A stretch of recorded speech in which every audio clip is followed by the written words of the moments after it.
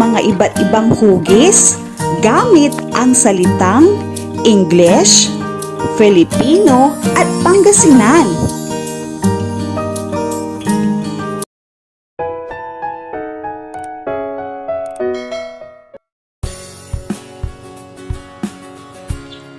Circle, bilog, malimpag,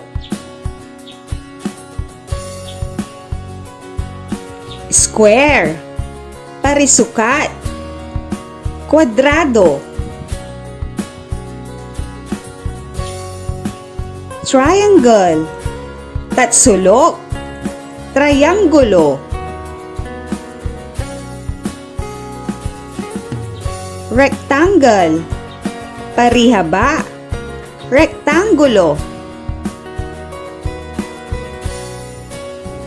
oval, biluhaba, pandukay.